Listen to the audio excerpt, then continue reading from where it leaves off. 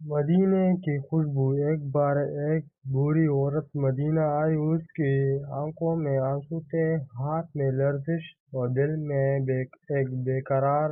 لوگ اسے دیکھ کر حیران ہوئے، یہ عورت اتنی دور کس ارادے سے آئی ہے؟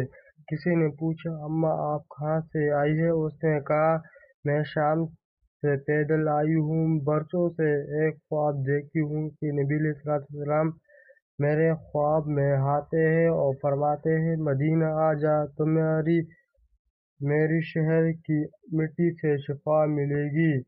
لوگوں کی آنکھوں بھر آئے، یعنی لوگ دیکھتے رہ گئے۔ وہ عورت مسجد نبوی پہنچی، درود پڑھتی رہی، روضے رسول اللہ کے سامنے کھڑے ہو کر کہا، یا رسول اللہ صلی اللہ علیہ وسلم، میں آ گئی ہوں جیسے آپ نے خواب میں فرمایا تھا، اب تو بس آپ کے قدموں کی مٹی چاہیے۔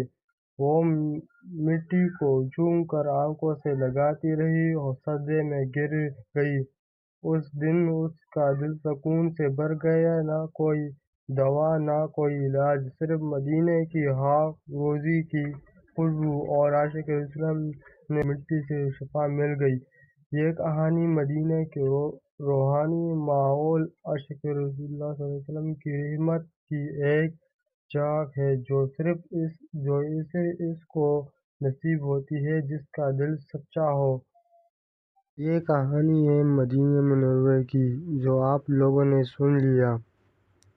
اس سے یہ اندازہ لگتا ہے کہ مدینہ منورہ کی مٹی بھی شفا ہے اور وہاں کی ہوا، پانی وغیرہ اللہ تعالیٰ نے وہاں پر ہر قسم کی برکت رکھی ہے۔ جس کے دل میں اللہ اور اس کے رسول، اللہ کے حکم